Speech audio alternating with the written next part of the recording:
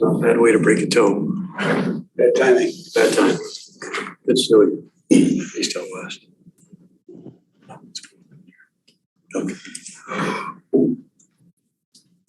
Sorry for the delay here.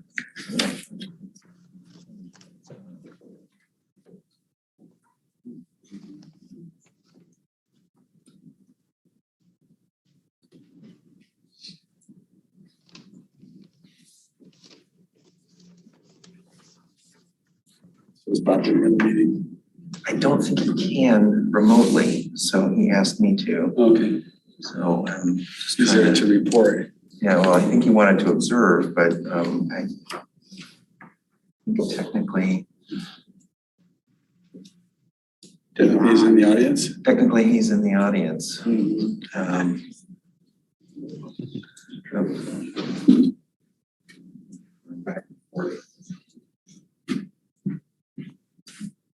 Will, can I help? I was hoping that you run. I think That one we post.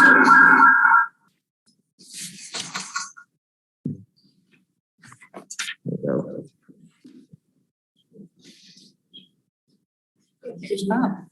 Hi, Bob. Hello, Bob. you guys. I'm just observing, I'm not officially attending, but I'll take minutes from here. Well, that would be great, Bob, if you can.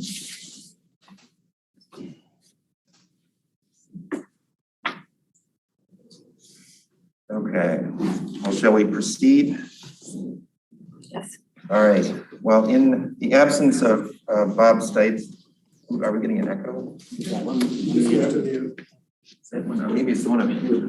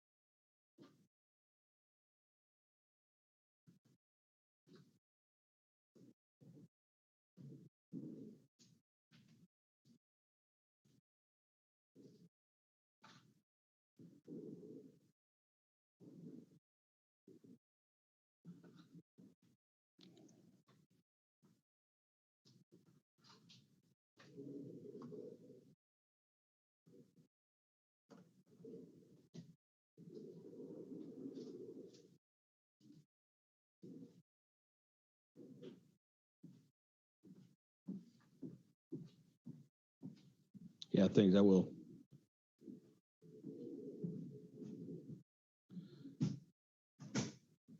You guys muted the volume. You need to take that off, we can't hear you.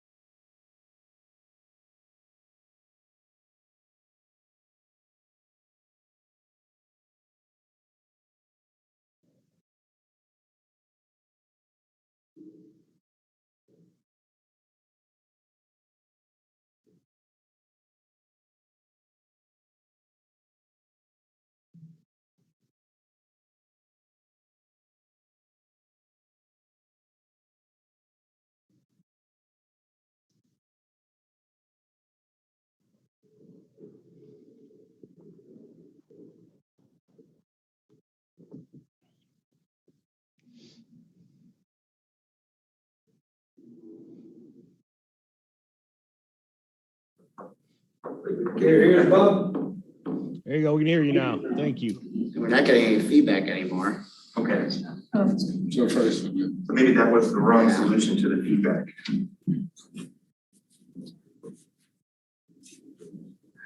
Sorry for the technical difficulties.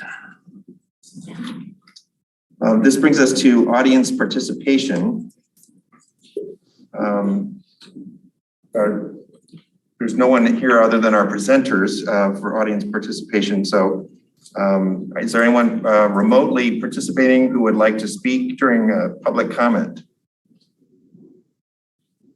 If so, please proceed. I don't see anyone with their hand raised. Well, can you admit? Was there anybody still waiting to get in? He was still waiting to get in. I don't think so.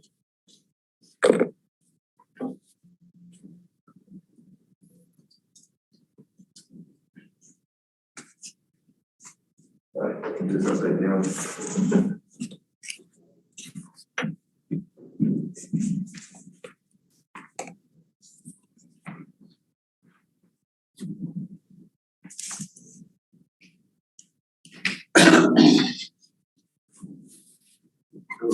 Just stay up there. Well, I could.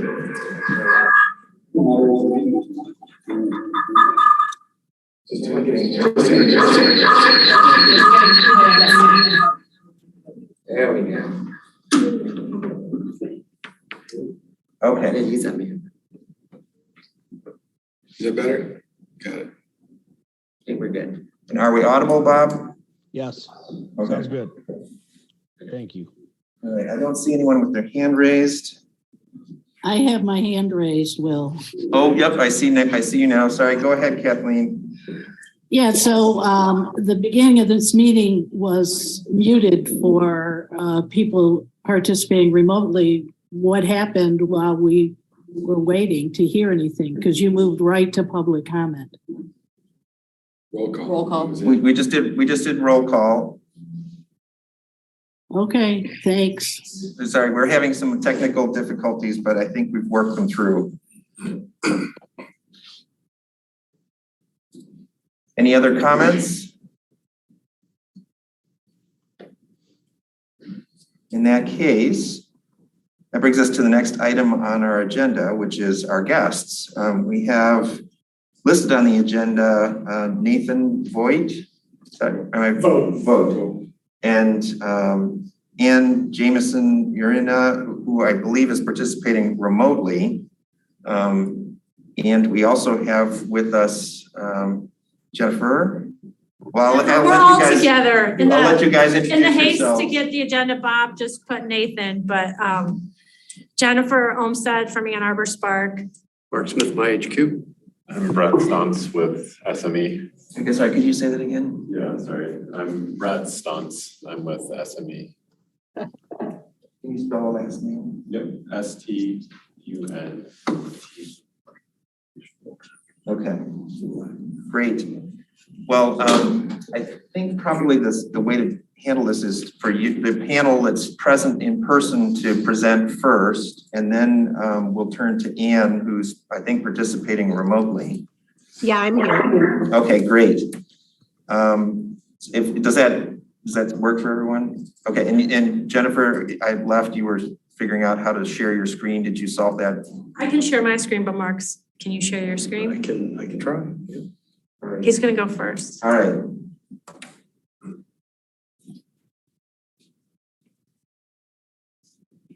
Here.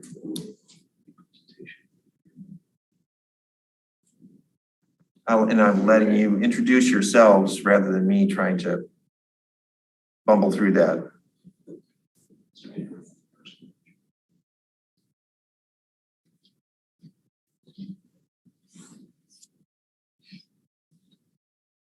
So I'm Mark Smith from IHQ. You may or may not be familiar with us. We have redeveloped the Gelman campus over on Wagner Road. We're a tech agnostic innovation campus accelerator. We're a collaborative community with move-in ready wet labs, specialized spaces, and we're a tech agnostic business accelerator, as I mentioned. Sorry, I've got the screen here that's blocking my view. We're a community-based co-working business accelerator. We've got over 80 companies. Many of those are startups. We've got several anchor tenants, a couple of industry partners, and 165,000 square feet of space over in our, as well as a community center, which we partnered with 242. This is a picture of the old Gelman campus. I think this is a good example of how we can repurpose and reuse existing industrial facilities in our township to create space for high-tech, innovative companies. We're here before you today to request and discuss a tax abatement for the 300 North Z property.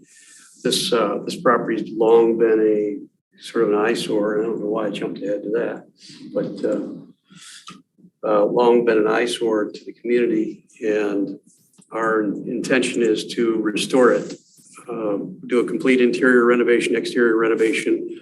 There's a lot of abatement to be done there, which is the purpose that we're here today, in the form of asbestos, some VOCs that have to be removed, and some heavy metals and some soils around the site.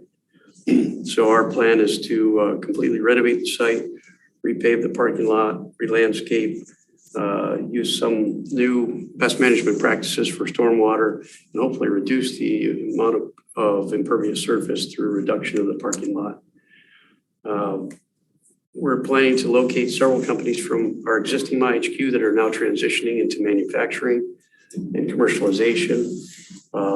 They will include energy storage companies, MEMS and wafer fab, microfluidics, life science companies, photovoltaics, polymer chemistry, and likely a battery testing lab. And that's about all I have for you. My colleagues here can get into the details of what we're asking for. I'll go next. I'm Jennifer Olmstead. I'm from Ann Arbor.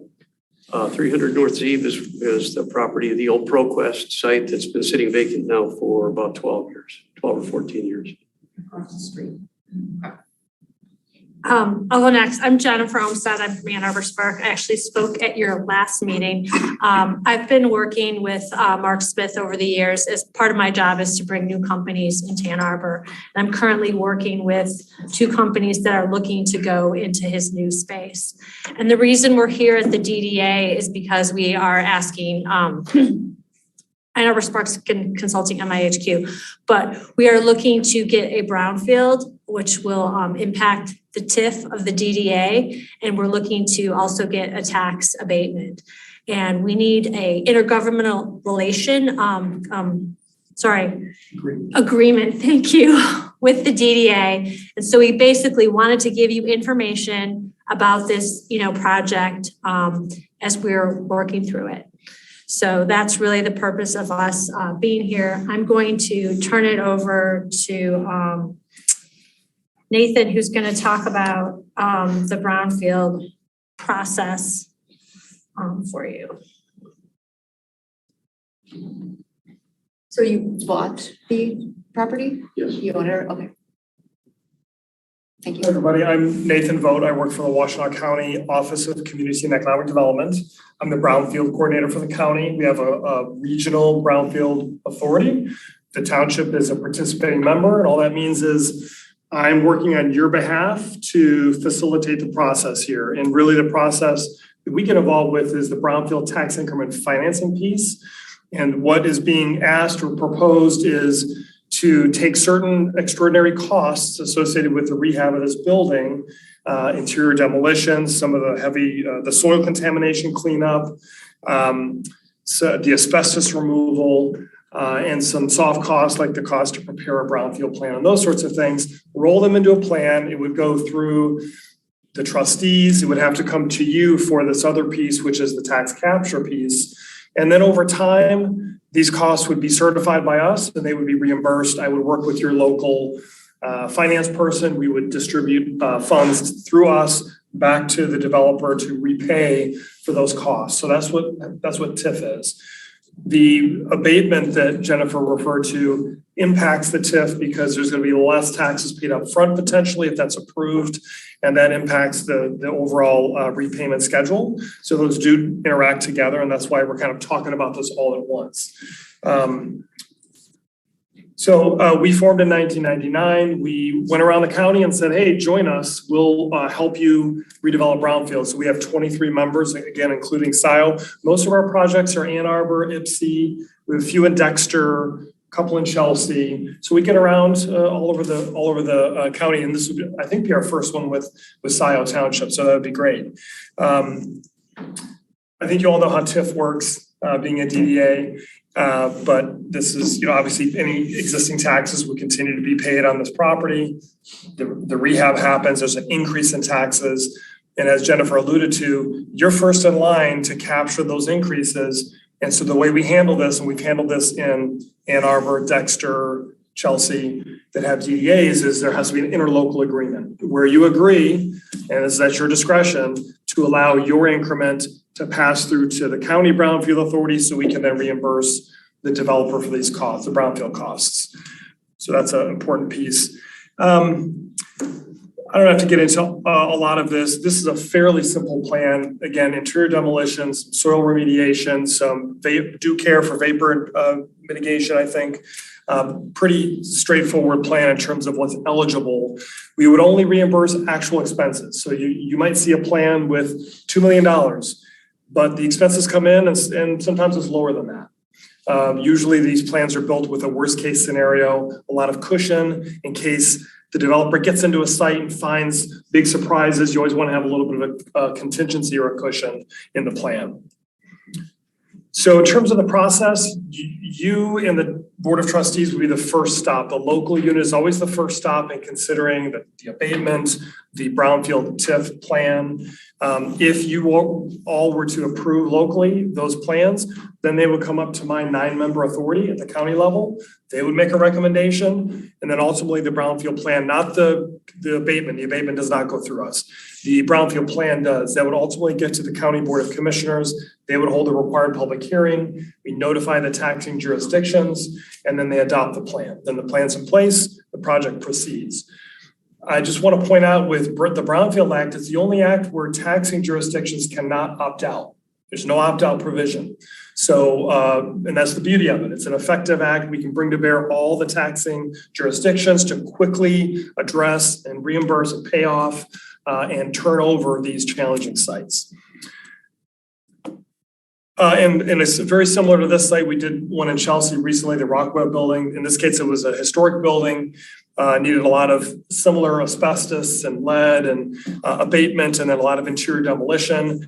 And similar to what's being proposed here, we did a PA 210, a commercial rehab for in Chelsea for this project, as well as a brownfield TIF plan. So this won't be our first rodeo when it comes to how these things work together. Certainly not Brett Stunt's first rodeo. He's very experienced in this sort of thing with SME. I think that's all I had. I think the important takeaway is, the interlocal piece for you. And I'm not sure the timing of when you would formally consider that. It might be after the trustees green light a brownfield plan. You all have to authorize that pass through or the foregoing of the tax capture, or you don't have to. It just would mean a lot less taxes to work with in terms of paying off the brownfield costs.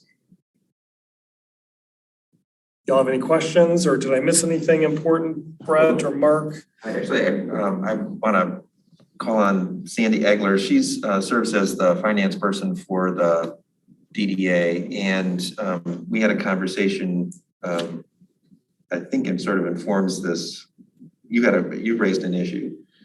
I have a lot of questions actually, because I reconcile the tax collection, and so we looked up the value of this property.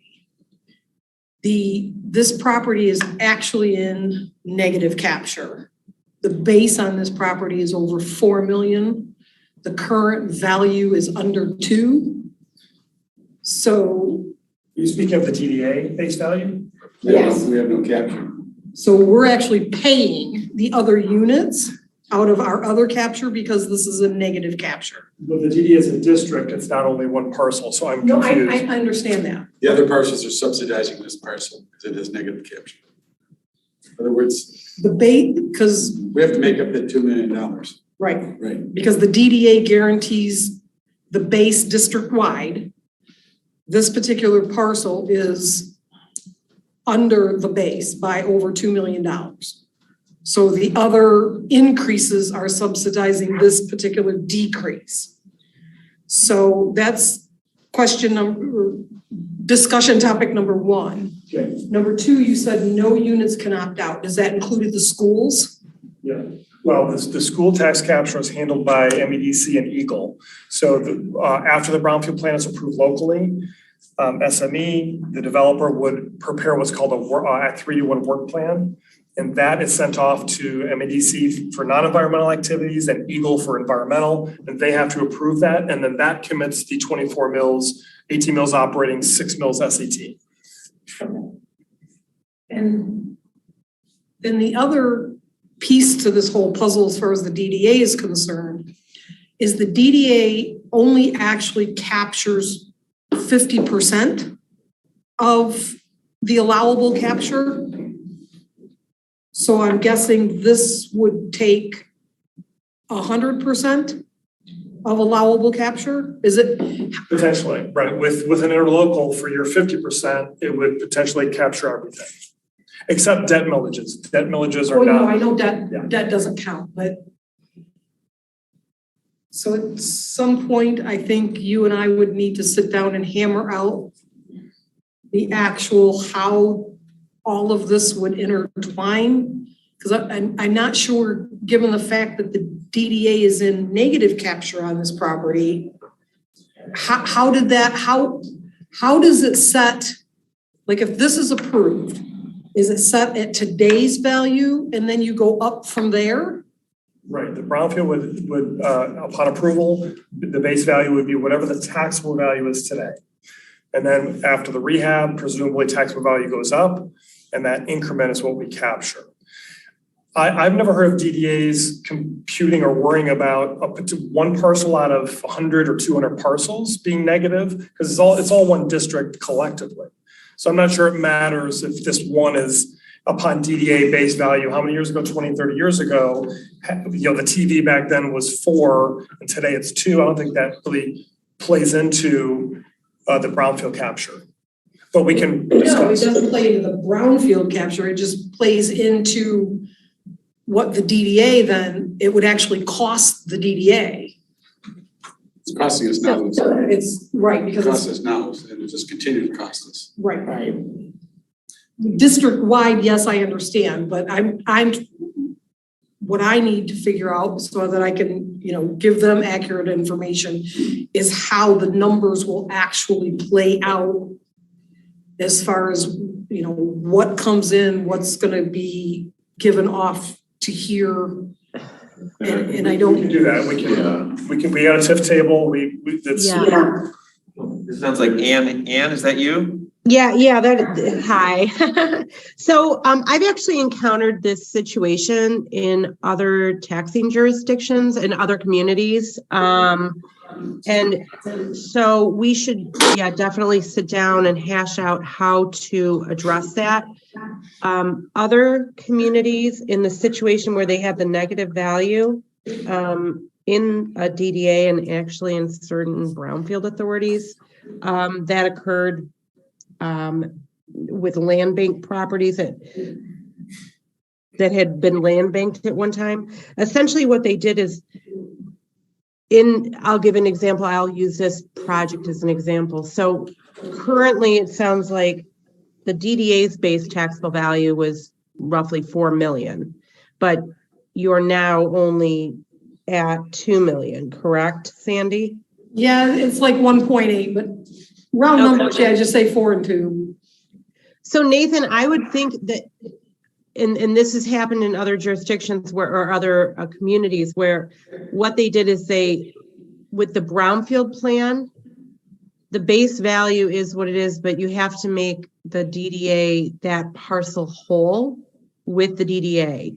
So it would be, the base value really is where the DDA is set that base, not necessarily where the brownfield authority is going to set the base. That's where the reconciliation would have to occur.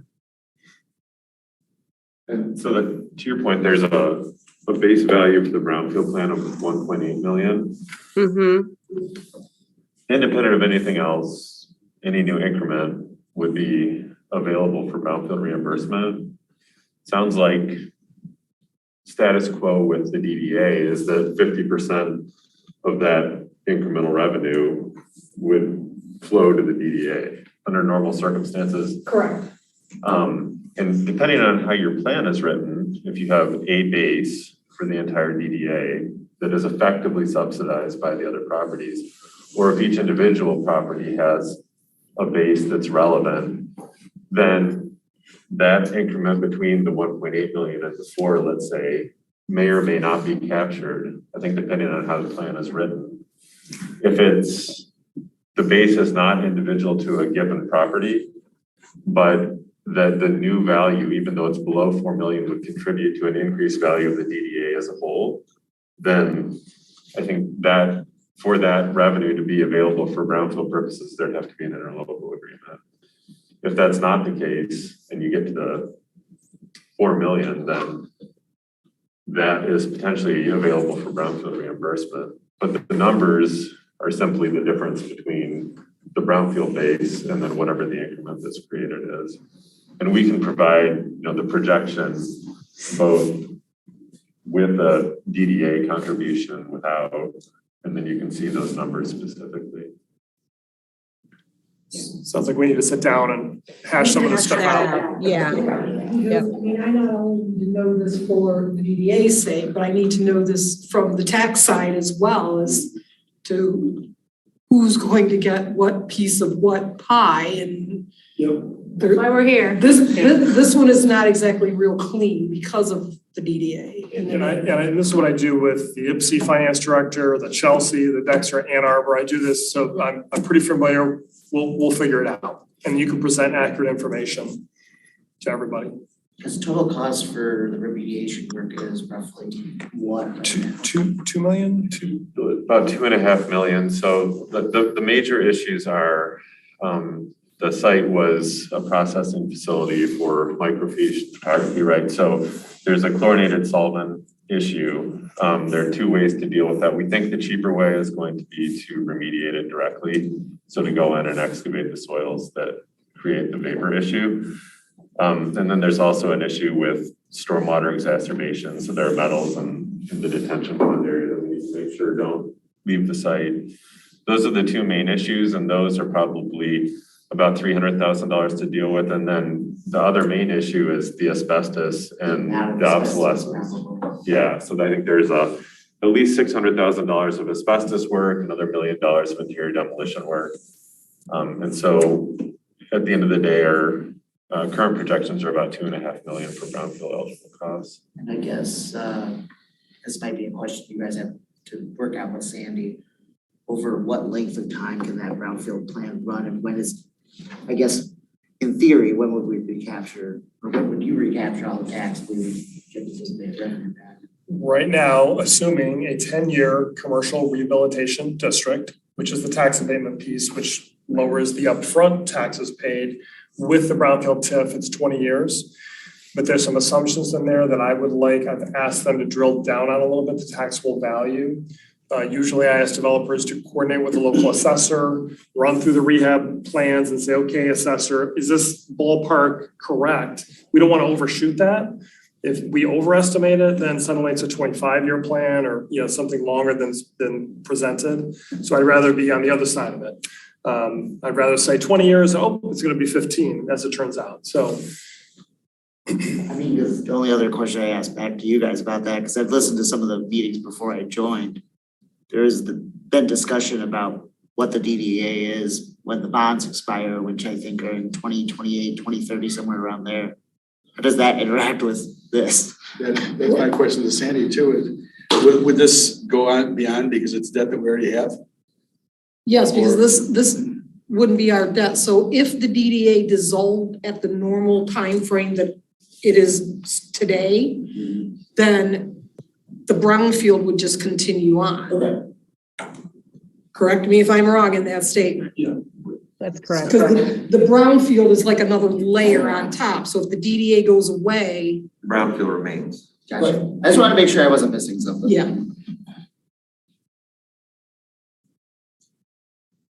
Did you have further questions, Jay? Well, I mean, do we have to pre-fund that or anything if the DDA were to go away? No, because it actually would, I don't think, that, depending on the agreement we put into play, I don't think for the DDA, it's going to make any difference whatsoever. Because basically if this is a $2.5 million number, right now where the DDA base is and the taxable value is, it's like 2.3 million. So all in all, if they get this done, the only benefit to the DDA is gonna be $200,000 of capturing value. So, that's pretty much zero. So it's not gonna make any difference whatsoever to the DDA's finances. The only thing that I question is because we're in negative capture on this particular parcel, frankly, I would want to make sure that the DDA is not turning over revenue out of their fund to the brownfield district, unless that's what you're doing. So we'd have to run numbers. That's what it appears to be. But like you say, you have to kind of hack out those numbers, right? Yeah, we'll run the numbers and bring it back to you so you've got a clear picture of what's actually going to happen. But I need their input before I can even begin to comprehend this. So many of us have always projected that our tax incremental revenues would be used, some of our funding would be used for development of the North Sea Road corridor. And then the question to me becomes, if we're going to take a hit, basically, if we're going to get less income on that parcel, are we going to be able to participate in the redevelopment of the North Sea Road corridor, particularly when the big beneficiary is Washtenaw County Road Commission? They're the ultimate beneficiary of doing that, but they have no interest in participating and working with us on doing that other than taking our money. Yeah, basically the North Z Road corridor impacts the road commission and 300 North Z. Well, I'm mindful of the fact that we haven't completed all of the presentations. Why don't we finish the presentations and then move back to the discussion? So Nathan, were you complete? Yeah. Yep. Yeah. And Brett, I think it's your turn. Yeah, I think we've kind of gotten into the numbers. You want to run through your. Sure. Yeah, I think your questions kind of anticipated some of it, but we have two categories of eligible costs, and they're the environmental costs due to the past use. That's the defining brownfield condition for the site's a contaminated site that can't be reused safely without some kind of remediation.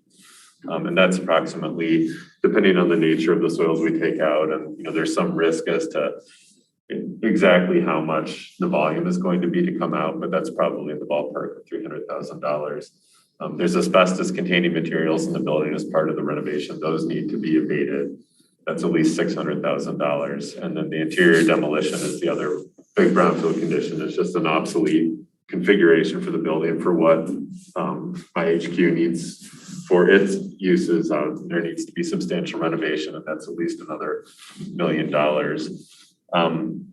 We are, I think, early on in terms of projecting what tax increment revenues are going to look like, and haven't had the opportunity yet to work with the township on exactly what those numbers are going to look like. So preliminarily, with the 10-year commercial rehab tax abatement, and now that would just abate the non-school taxes. So the school taxes would continue to be utilized for brownfield reimbursement during the PA 210. So a 10-year tax abatement, and then another 10 years to both fully reimburse the $2.5 million of brownfield eligible costs, and also fund the county's revolving brownfield fund, which is 2 years at the end of the project. I forgot to mention that piece, but yeah. Do you want to just? Well, yeah, so the way our program runs is we take between 3 and 10% of annual tax increment capture, and it pays by salary. We have an administrative or a environmental assessment grant program that we give out grants to help assess sites.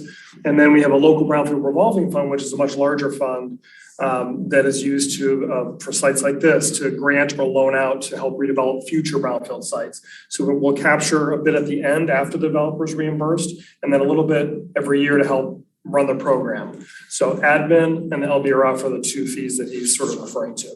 And you'll be able to see that in the plan. And I think, for the tax capture, it sounds like we obviously need to have a discussion on the nature of the DDA plan. If the DDA district itself is no longer below its base and it's only proportionally that this property is, it would seem to me that the incremental revenue generated by the property would naturally be eligible for capture by the DDA to the extent that the plan allows it, which sounds like 50% of that. If there's some property specific base to the 4 million, then under no circumstances would it be available for DDA capture, even though it would be available for brownfield capture. But I think it sounds like the former, and in which case, we'll have to identify those revenues and work through an interlocal process if there is to be sharing on that. Our projections are assuming that everything ultimately, one way or the other, through an interlocal and whatever share is out there, is available for brownfield reimbursement. And then to the extent that it wasn't, that would slow the capture. One additional piece we wanted to mention as well is that we had discussions with Eagle about a grant for the project. I know there's experience here with that, but Eagle grant funds would reduce the TIF reimbursables. So if Eagle came in and let's say helped out with cleaning up the property and some of the demolition, that might reduce the brownfield cost by as much as $1 million. So they know the site, they're receptive and are looking at possibly supporting it through a grant. So you're looking for a tax abatement just for the brownfield redevelopment? So the tax abatement and the brownfield TIF are really two different tools, even though they kind of work similarly. And so the brownfield TIF is targeted at the specific brownfield conditions on the site, the environmental issues with the chlorinated solvents in the ground, the asbestos, the obsolete demolition issues. And there's the reimbursement process for those costs. What a tax abatement would do is reduce the availability of local revenue by just setting a base at its current value on the non-school taxes for the first 10 years. And that's really more of an economic tool. From my HQ perspective, they're looking at their operating costs, what the taxes are going to be, and what their income can be. And so with their projections, a combination of a PA 210 tax abatement for 10 years, and then potentially 10 years, let's say, of brownfield TIF, or I guess 8 in the case of MIHQ after that, makes their pro forma work for the site. That gives them the ability to mitigate the risk for the costs that they're incurring as part of redevelopment of the site. But they're really two separate tools. So Sandy, are they asking us to give up something that we don't have so we won't miss it? That's what I was wondering. I think it kind of depends on the base. It's a yes and no. Yes and no. Yeah, that's what I thought. It's a yes and no. It's a- So I saw one of those going on. all right, so let me understand if I understand the whole package. Yeah. One thing that you would be asking for would be an IFT on the property.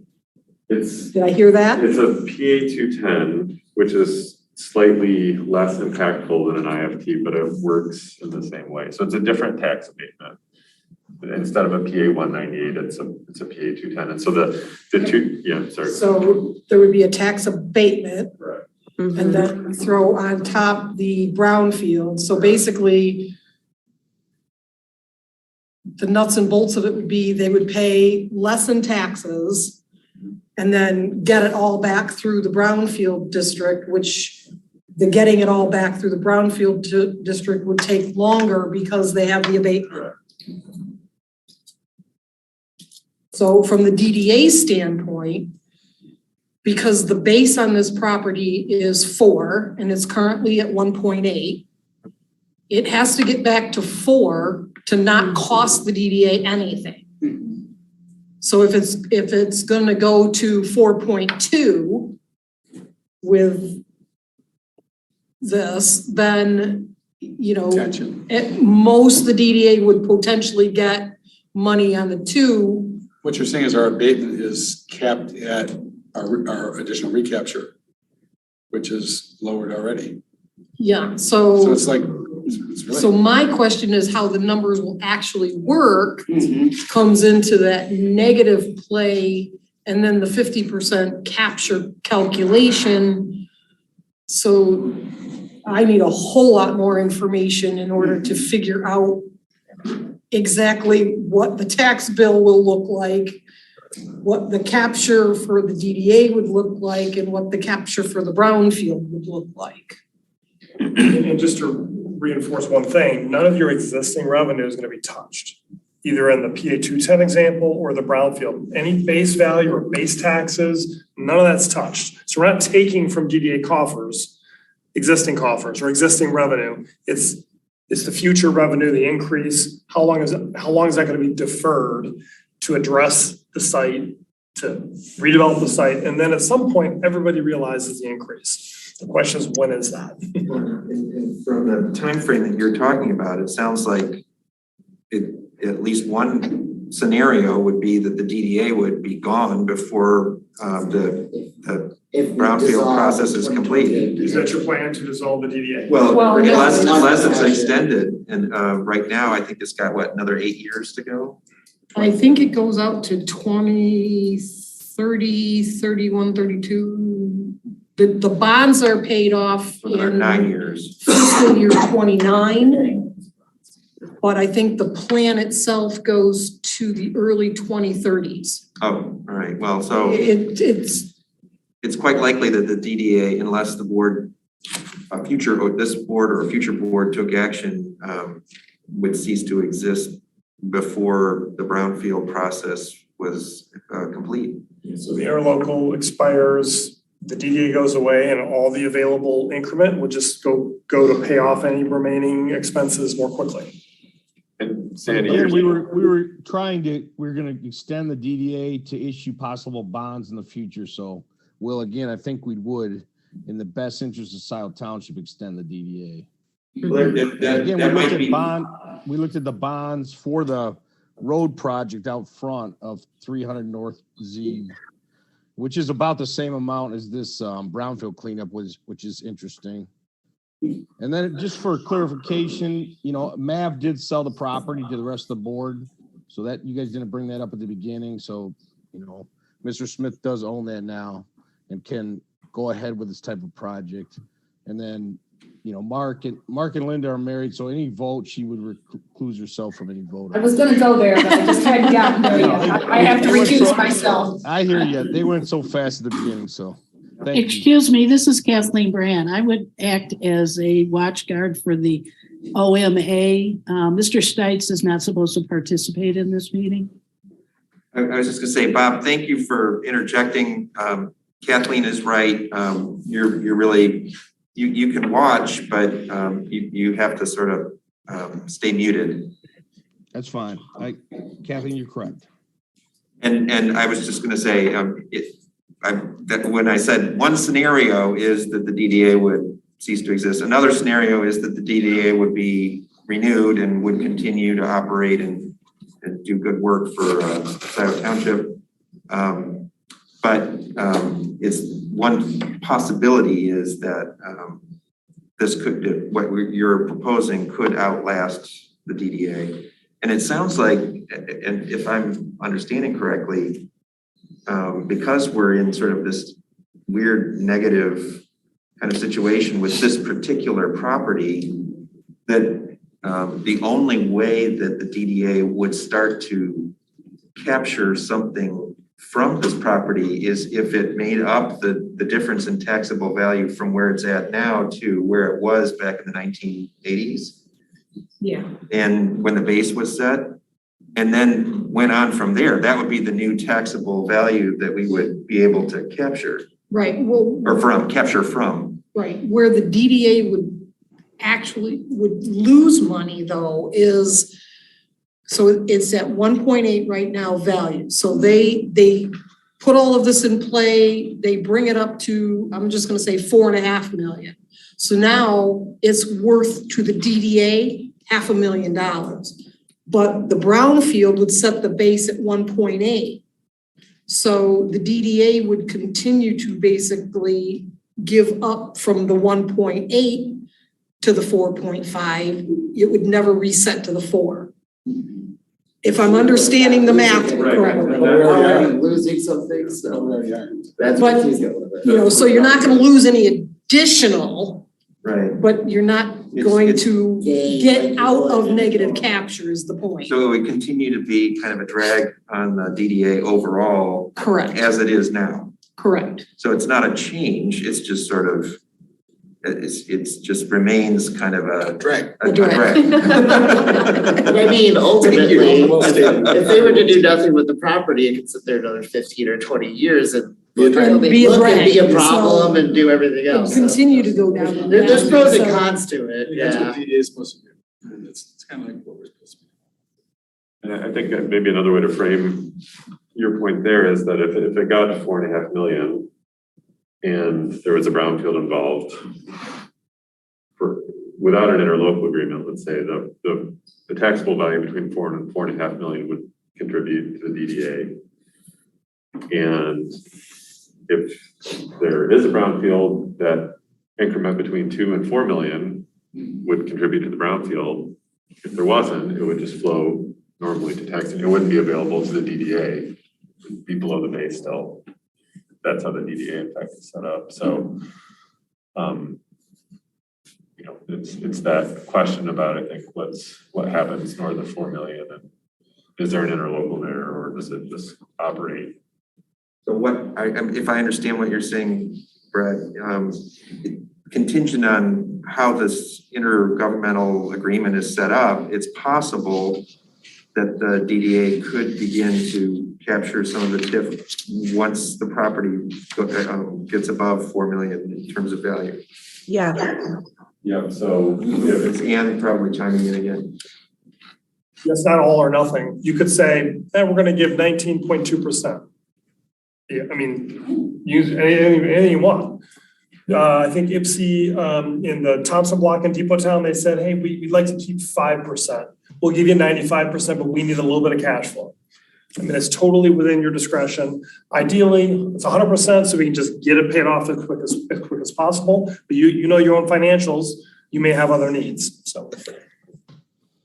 So we need to sit down and run the numbers. Mhm. Maybe you should stop sharing your screen, then we'll get a bigger picture of the panel. Yeah. And Ann, I'm sorry, Brett, were you finished with? No, I think Ann was gonna. I was gonna say, Ann, if, I don't wanna forget you too, even though you're participating remotely.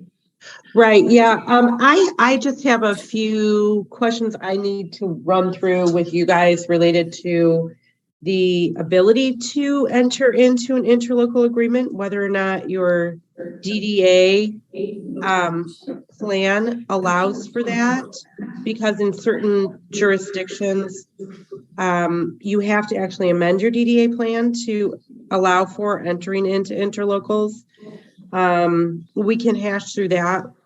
And then the other item, we can just walk through the offline. We can walk through the estimates that everybody's going to be participating in.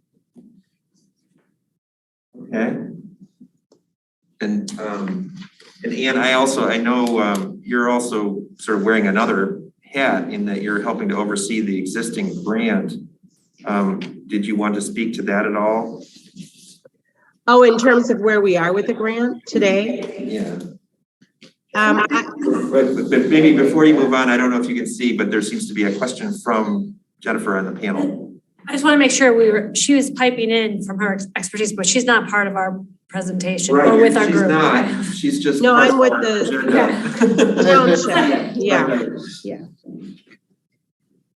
I knew They knew. from a separate communication that Ann, who is overseeing a brownfield grant at the Homes site, had some thoughts about this particular proposal. Sorry, I didn't mean to imply that she was part of your panel. But did you have a question too? No, I was just getting confused. Oh, sorry. Well, yes, If she was your consultant Yeah, is she for the. consulting for you on this too, or? Well, she has offered to. Okay. That's a question that the DDA and the township, I suppose, would have to resolve. That is an unresolved question. It's just sort of something that Ann noticed that this presentation was coming forward and made that offer. And I know she has expertise clearly. And Nathan, you're familiar with the grant, I assume? Yeah. And Ann and I have known each other for 10 years now, so Okay. I know Ann well. She knows her stuff. So even though she's not of the panel, she is familiar to the panel. Yeah, yeah. And actually, just as a clarification for record, I was invited to the Zoom meeting by Bob Stites, so to listen in, so. Well, to listen in, and I thought you were also going to sort of give us a quick update on the grant project. Am I correct on that, or? Yeah, I certainly can do that, but I didn't want to interject that information until you guys had completed with this panel. Yeah, oh, that's good. That's probably good to keep them separate. Are there any more questions from the board for the panel on the 300 North Zeeb proposal, I guess? All right, so it sounds like the next step there is, well, I know that the next step is that there's a working session tomorrow night where the same panel is going to speak with the Board of Trustees. And that also is a public meeting. And then after that, it sounds like, depending on where the board is at, we might proceed with one or both parts of this proposal. And I think the next step in that case would be some kind of a hearing at a subsequent board meeting where the board might take action on the commercial rehab portion. But the brownfield portion sounds like there's a lot more work that would need to be done, sort of coming up with a proposed intergovernmental agreement. Yeah, we didn't really go into the 210 because we wanted to focus on the brownfield with you. I think we're all writing notes because of our homework and what we need to do before making a formal, our next presentation to see if we can do an intergovernmental relation. It sounds like getting together with you and some numbers so we can get on the same page there. Probably before, we can do that privately with you, right? And then. Yes. Yeah. Yeah, just get in contact with me with some times you're available. Great. We'll do that. We'll set a time to knock heads and knock numbers around and see how this actually shakes out. Great. I guess it may be worth discussing. So for things to move forward project-wise from a local level, there's the brownfield, which would need a resolution of concurrence through the township. And then whatever the answer is on the DDA participation, if an interlocal agreement is feasible and advisable given where the taxable values are and where they'll be, in order to share that revenue, that agreement would need to be done with parties locally. And then there's the PA 210 as a related but separate issue, which has the district formation and the exemption certificate. Those are local processes initially as well that require resolutions to the township. 3 pieces, sounds like, locally. And this presumably will be clarified further after the presentation and discussion at the working session tomorrow night. Yes. Absolutely. Okay, so we'll see you all, same station, same. I have to do a remote tomorrow though, so. Oh, right. I'll be remote, so. Will be. Okay. All right, well, thank you very much for the presentation, unless there's something further that you wanted to add. And then I think what I'll do is I'll turn the camera back to aim in this direction and we'll hear from Ann.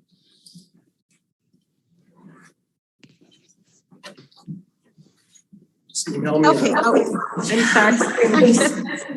Just let me know when you want me to add my comments on the Holmes Brewing Smooge project status on the grant.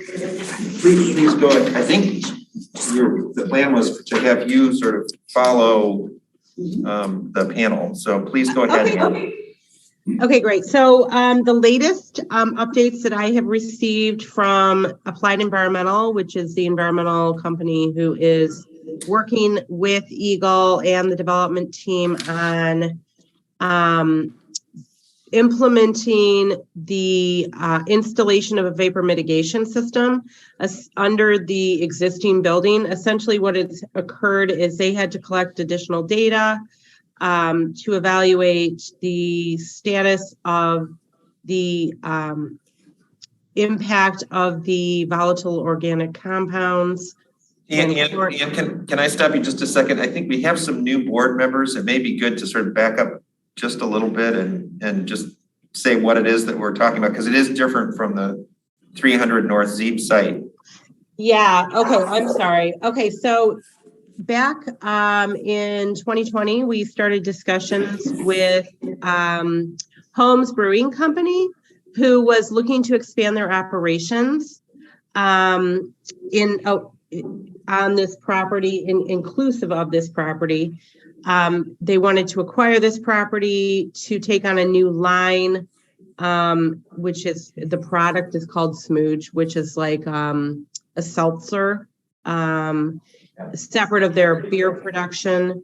When they were looking at acquiring this obsolete building that had been operated as an industrial property, it was identified during the phase 1, phase 2, which phase 2 is the soil and groundwater and soil gas evaluation, that there was existing chlorinated solvents that had been released on the property.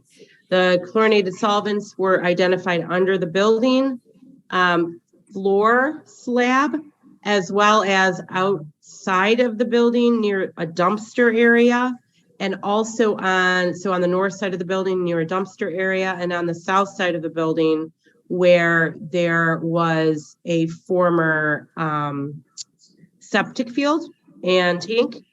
So Eagle, essentially, we worked with Eagle to evaluate the potential for applying for a grant for this property. And this area was flagged as a high priority for Eagle, in that they had also identified chlorinated solvents on this property and in this corridor, and wanted to not just install a vapor mitigation system, they wanted to do some selective removal of soil. So essentially, initially we had applied for only roughly $350,000 to install the vapor mitigation system, and then they upped that amount to $700,000 in order for selective removal of soils and further testing, delineation, and installation of the vapor mitigation system. So to date, where we are today is that there was extensive delineation on the northern parcel, or to the north of the parcel, where it's still on the property, where the dumpster area was. And as a result of that delineated area, selective soil removal was performed and disposed of at a type 2 landfill. On the southern south side of the parcel, delineation occurred, and there will be future removal of soil in that area as part of the grant implementation of the grant.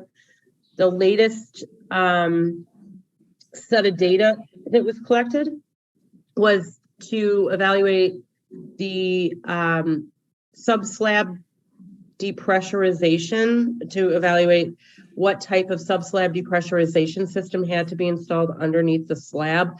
So it's basically a retrofit that's installed underneath the flooring of the building that creates a method to extract vapors that are in the interstitial space between the soil and the slab, the building slab. So Applied Environmental is in the process of selecting a contractor to complete the design and installation of that vapor mitigation system. And they have now gotten 3 solicited bids. And the next step is basically working with Eagle's design team, because any type of sub-slab vapor mitigation system or any type of vapor mitigation system, whether it's installed new or sub-slab, retrofit, has to be approved through Eagle. So Eagle is going to be working hand in hand with Applied Environmental and their selected contractor starting within the next couple of weeks. We anticipate that the installation of that system will be completed with most likely within the next 2 quarters. So I would anticipate installation beginning once approvals are, we get through the approvals with Eagle, which can usually take a couple months. So we're probably looking at April. And then the installation of that system shouldn't take more than 6 weeks. And then, so we'll have it wrapped up by midsummer. And then we'll be able to close that grant out. Thank you, Ian. So the building that you are talking about is the one that's located to the south of the session room. That's probably the landmark that most people would be familiar with. That's correct. So the address, if you would like that, is it's been a while since I looked at this. So it's on Jackson Plaza. Yes. So are there questions? So it's 78 Jackson Plaza is the actual address of that building. Even though they own other buildings along that, road area, that's the one of focus. Are there questions from the board or Ian?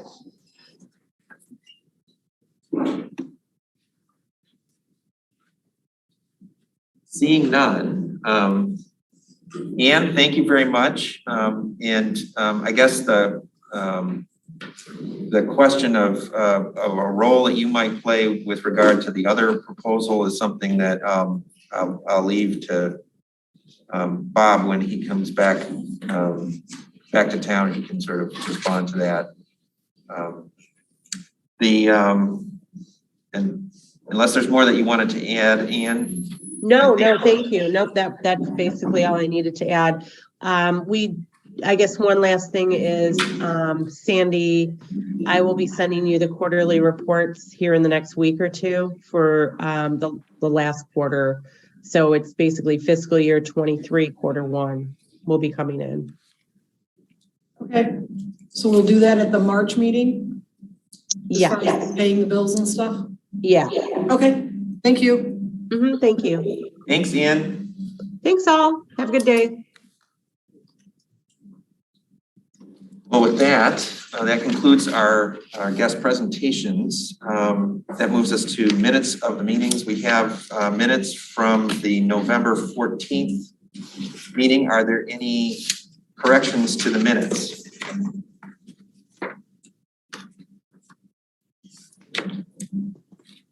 I don't see anyone offering corrections. If that's the case, is someone prepared to move approval of the minutes from the meeting from our last meeting in November? Moved by Smith. Second by Tankenow. All in favor say aye. Aye. Those opposed? Minutes are approved. That brings us to welcome our new board member, Ryan Yapple. Welcome. Welcome. Would you like to introduce yourself to everybody? Those of you that don't know me, I'm Ryan Apel. Been involved in Scio Township, my business has been in Scio Township since 2017. We lease space off of Baker and Marshall Road on Tech Park West. We started off with 1 unit, and now we're in a bigger unit in a second building. So we have 2 spaces over there. we're building another building, Jay knows about at least, I think Will does, down at the end of Baker Road where it dead ends into Jackson, right at that traffic light. That should be complete sometime between April and May, depending on the weather. Most of what we do, we have about 10 to 15 employees, depending on the time of year. We mostly distribute food, so we deal a lot with candy, chocolate. I also deal with some cleaning supplies, pet food, all sorts of different stuff. The name of your company again? EWF Solutions. But glad to be here. I've been in a lot of these meetings because I've gone through the approval process with the planning commission, the board of trustees, and it's been a process. as you know, with building a building, everything's a process. Please. Yeah, happy to help and happy to be part of this. Welcome. Thank you. Nice to meet you. All right, well, that brings us to special reports, old business. We won't have a DDA chair's report because our DDA chair is technically absent. And I don't have a lot to add. The bus shelters are up, which I think everyone on this board, regardless of whether you're new or someone who's been around for watching that process unfold over the past couple of years, should feel very good about. I know personally, I feel a sense of relief knowing that there's at least some places where people who are waiting for buses can shelter out of the wind and rain or snow, as the case may be. And that is a tangible accomplishment of this group. Do those belong to AATA or do we still?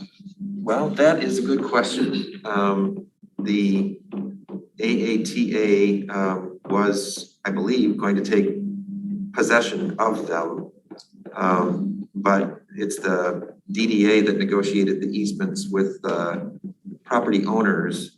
So one of the things that's later on this agenda, I believe, is approval of an agreement to purchase insurance.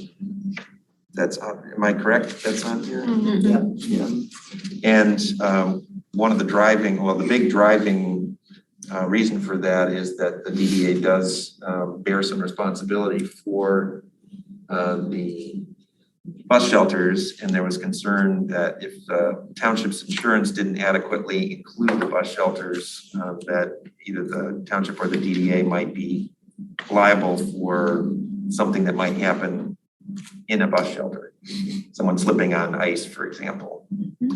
So, so that's there. I don't know what I don't know technically what the answer is to your question, Jay. Okay.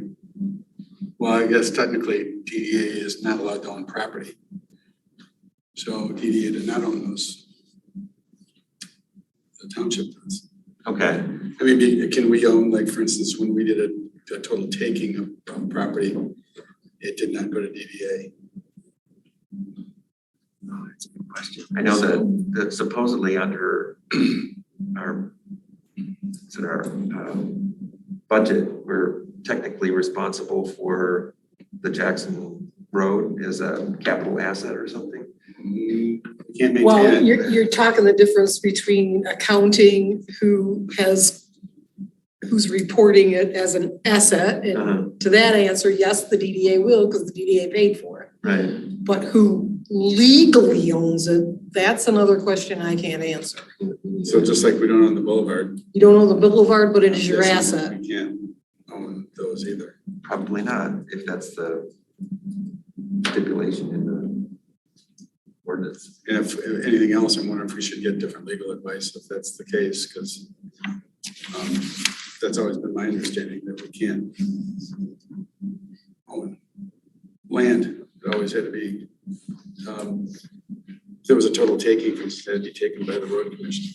I think the legal advice, as I understand it, is if there's a chance that someone might claim responsibility in a lawsuit, that the best solution is to have insurance so that you are guarded against that, rather than arguing that we don't own them.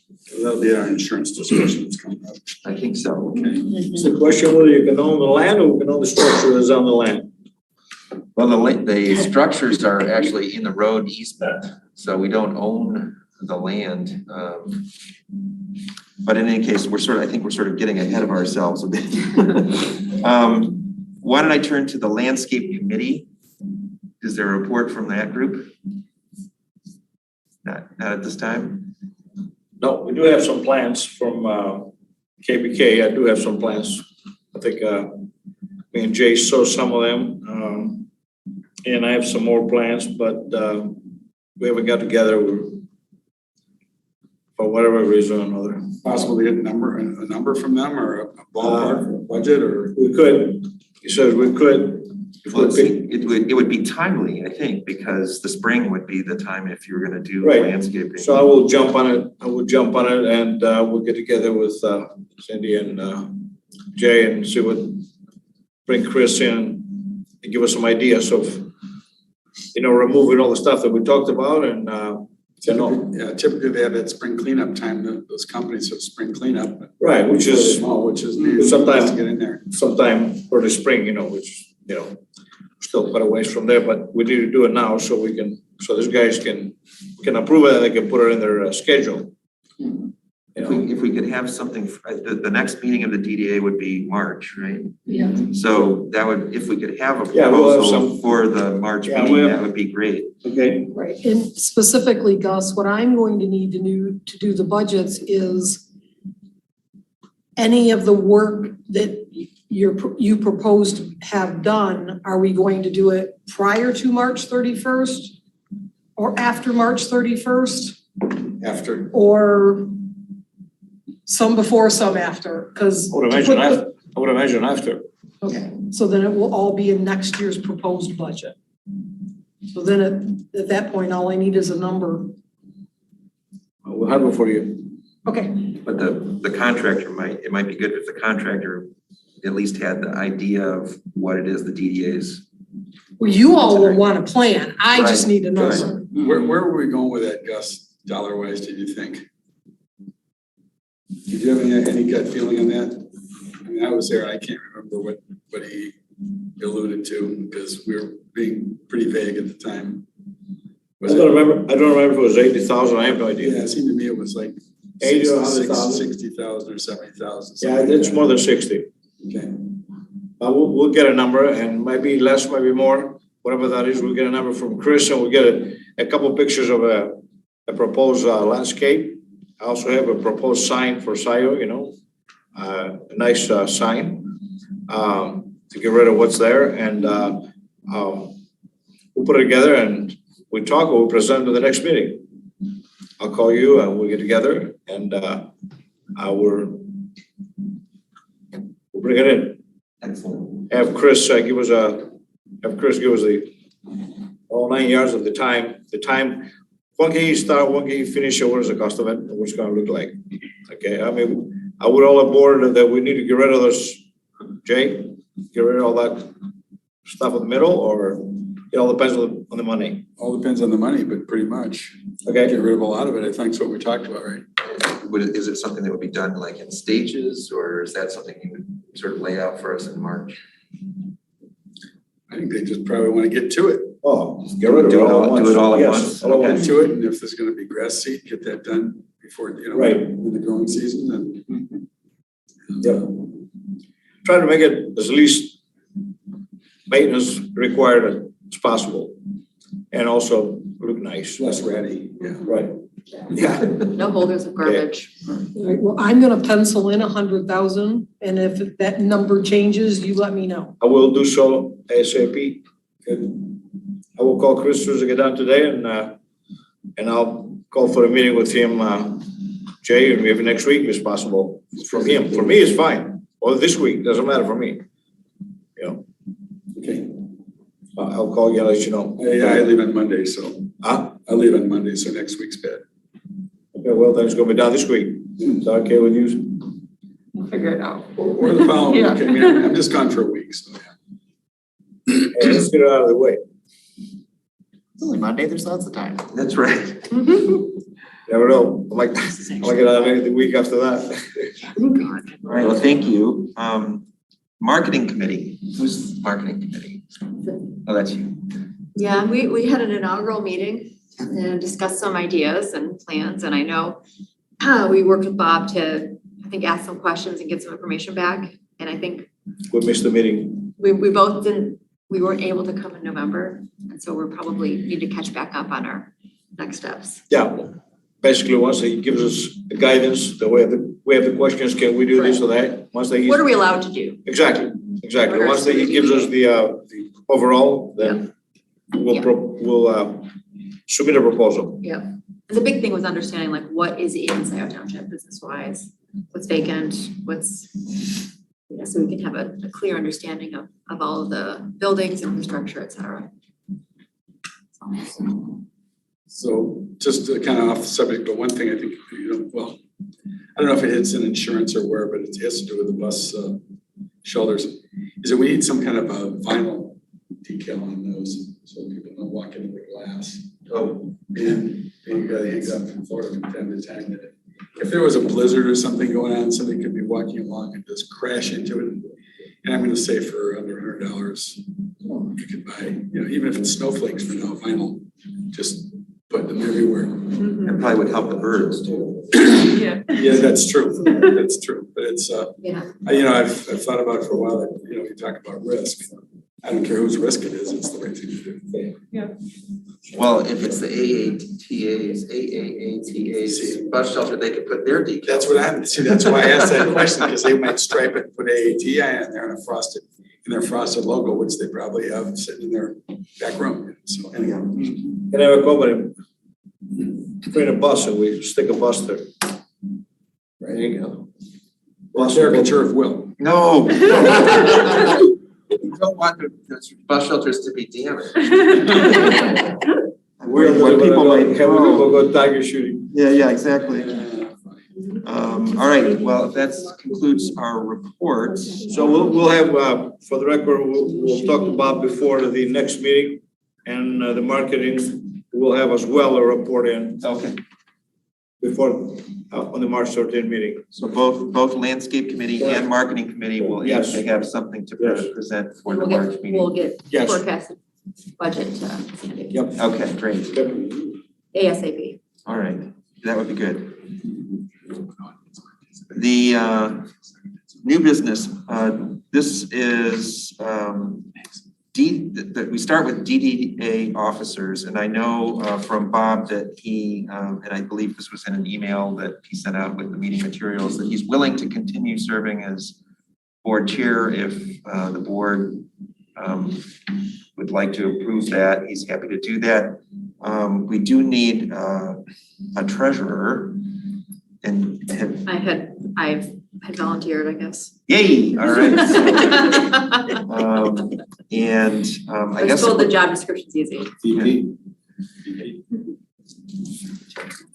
Need Do we need a vice chair? a vice chair? I don't know. Do we ever have a vice chair?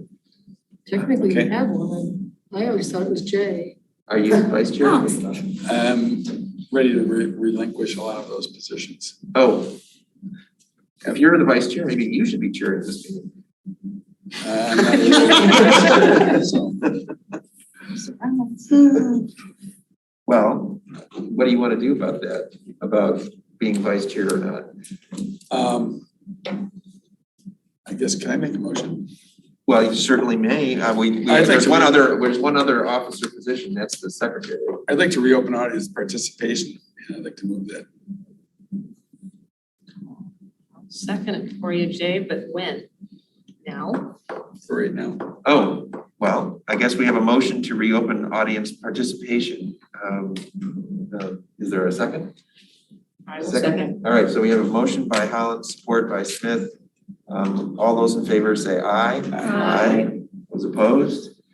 All right, I'm assuming that you had some reason for. I do. I'd like to, Bob has had some things that he needs to say, and he's in the audience today. All right, Bob, you have. And he may be able to, come in on the report a little bit, and if there's anything that we've missed, and Well, Bob, you have 3 minutes, and then anyone else who would All right. like to participate during this new audience participation is also may opt I in. appreciate you giving me this opportunity, and we can catch up on a lot of these subjects when I get back. But we on the bus shelters, we did donate those to AATA. So there is an agreement. I don't think there's been something signed yet, but that was the goal of us not to own those and then pass those to AATA. And then, yeah, we are looking for, I didn't think we had a vice president, but Jay, that's fine if you want to take that position. And then Jennifer volunteered for treasurer would be great. And you can tell my minutes are terrible. I'd love to have a secretary help me with that.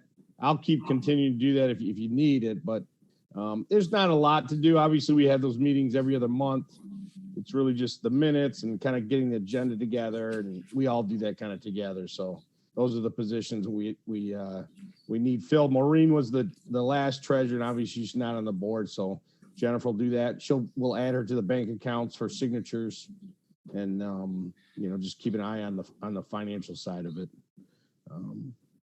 That's all I have. But again, we can follow up on the marketing committee and the landscaping later on. Do you have any comments on the tax abatements or the insurance? Yeah, a lot. Yeah, we did get the proposals. We'll get into it here with the proposal for insurance. Our attorney recommended that we do buy it. I think it's a little bit of an overlap, but at the same time, it can't hurt. If there's a slip and fall or something in those shelters, they're gonna come after everybody that's around. So I am in favor of that. You guys will discuss that in a minute. It was hard to get a quote because, whether we are separate or not from the trustees is a big question. I don't think we are. I'm trying to track down a TIN number that Sandy gave me from the 1980s. You can't get a hold of the IRS on the phone. So I mailed a letter asking them if this TIN numbers even exist anymore. But so those are the questions. Again, we could do the insurance now and then next year look at it and address it then, but it can't hurt to have those things. So, thanks. All right.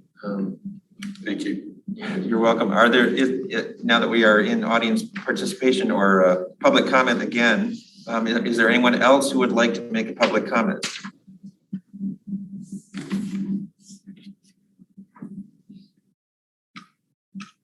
I am not seeing any hands raised. So let's close the public comment again and proceed on with the DDA officers. So it sounded like we have a slate forming, Bob to continue as chair, Jay as vice chair, and Jennifer as treasurer, and I'm willing to volunteer as secretary. yay, all right. And Linda as Historically, the secretary. supervisor has done that. Has been the secretary. Yes, sir. Don't bring that up now. Don't bring that up now. Thank Linda here. Yeah, no, I think Linda will be fine as secretary. So with that slate in mind, I think I can make the motion to approve the slate of officers. Second that motion. So we have second by Boutsakakis. And I believe, do we need to call a roll for this or no? Probably wouldn't be a bad idea, Well, all right, let's call a roll. Those in favor of the slate of officers for the DDA board, please indicate. Boutsakakis. Yeah. Hathaway, yes. Harshi absent. Holland? Yes. Musser? Yes. Yeaple? Yes. Stites absent. Smith? yes. And Tangano. Yes. All right, it's unanimous. The next item is the budget, and I will turn to you, Sandy. Well, basically, at this point, I'm just looking for the DDA to tell me of any projects that you might be wanting to spend money out on outside of the normal everyday bond payments and, that sort of thing. Jay. I've been wondering if we need to hire a consultant of some type, and I'm probably bringing it up again, to investigate and help us proceed with extending Scio Township's Downtown Development Authority in case we want to, or if we choose not to, that's okay too. But I don't know if anyone here is qualified to follow that procedure and push that through, or has the time to do that. And that would be a budgetary line item, which I think we put in before. But it'd be for, I don't know if it needs to be earmarked or if it could just be consultants and taking another 60 or 70,000, whatever. It's a process. I was there when they did it before.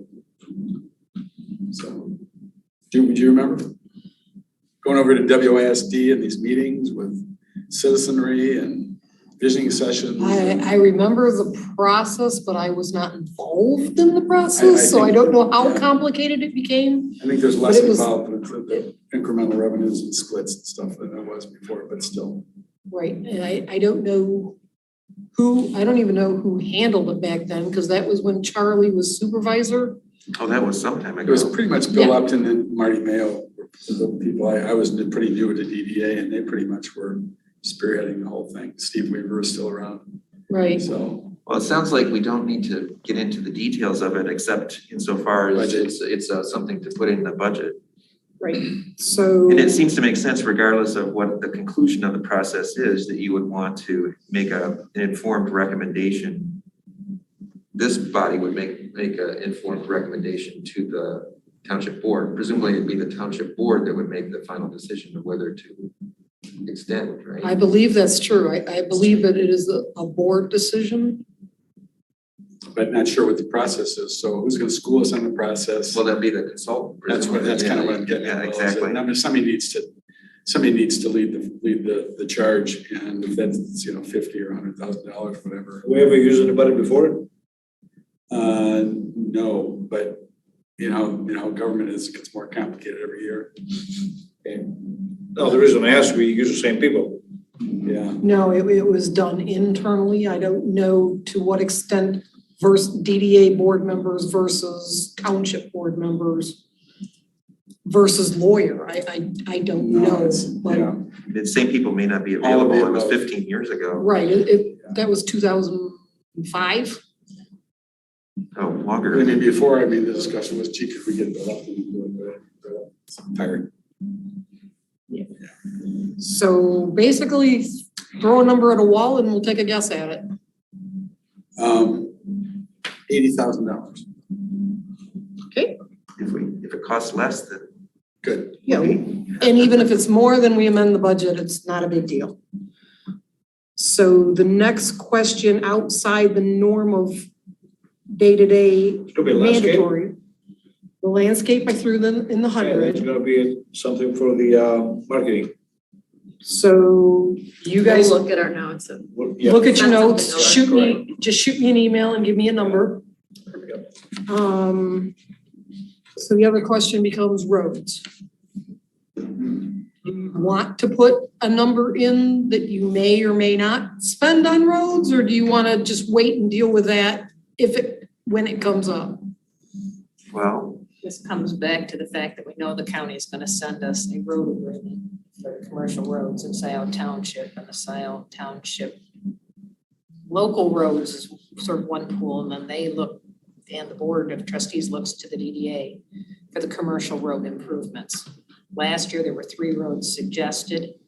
None of them were approved because there was not an agreement for how that would happen. The DDA had agreed to match funds with the township. The township was willing to put the funds in, but there was enough negative citizen feedback that it was chosen to not implement the road improvement. I would Through suspect. SADs, yeah. Well, there was a match, the township, I can't remember, it was approximately $200,000 that the township had agreed to match, and $200,000 that the DDA did not move forward, so we have, and Bob's been trying to work with property owners on that parcel, we've had this discussion. And no one's very excited about trying to force the property owners to be a part of an SAD or voluntarily contribute, although some have and very kindly. That money was refunded. We had two contributors, which was Combined Metal and Dave Hughes, whatever his company name was. And that was returned at the end of December. It was a different name. It wasn't Vanston O'Brien. I have not yet seen anything from the Washtenaw County Road Commission as to what commercial roads they would be looking to, or industrial roads that they would be looking, but we're expecting something here quite shortly in January. We just want to budget projects, We want to stick a number in there to budget.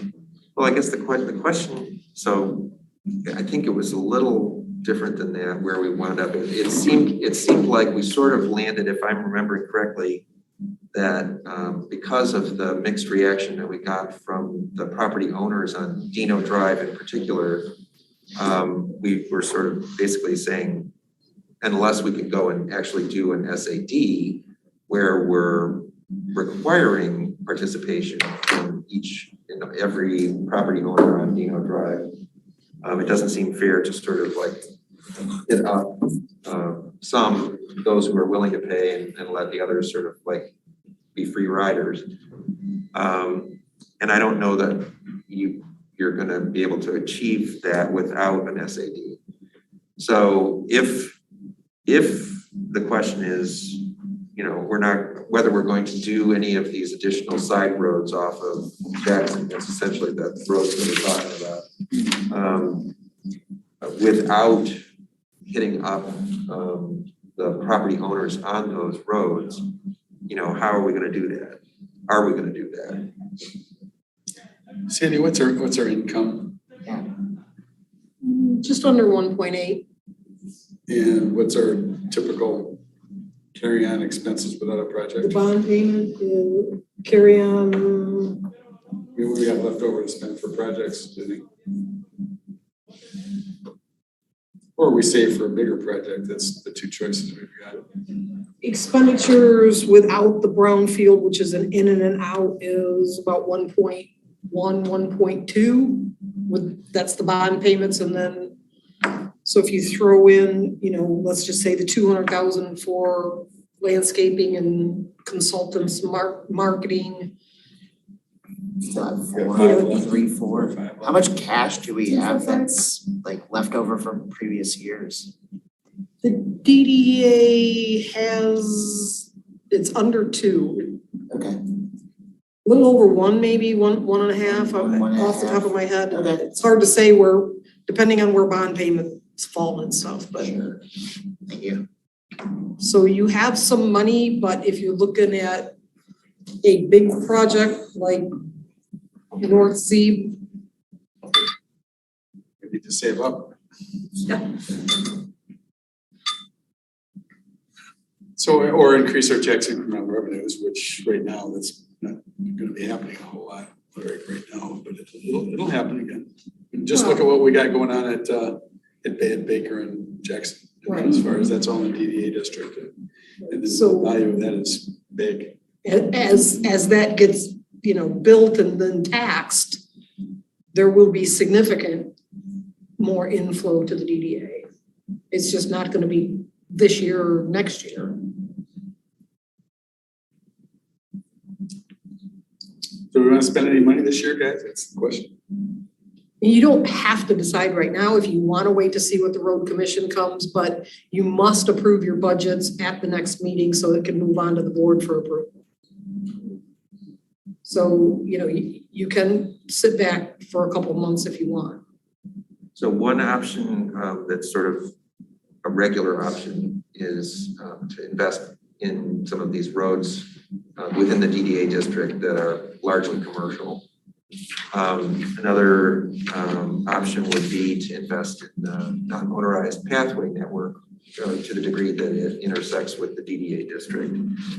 And there are some projects coming towards which the DDA could contribute. So for example, the township is seeking grant support board to build the segment of pathway that would extend south of the Scio Farms, immediately adjacent to the Scio Farms southern boundary, that would connect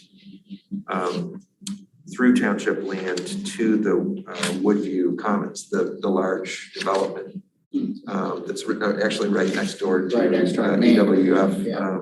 And there is a pathway that will be constructed by Woodview, a public pathway through their site to connect. The DDA could consider contributing towards a portion of construction of the pathway that Woodview is not building to connect to that. That's another option that would be a public improvement by the DDA.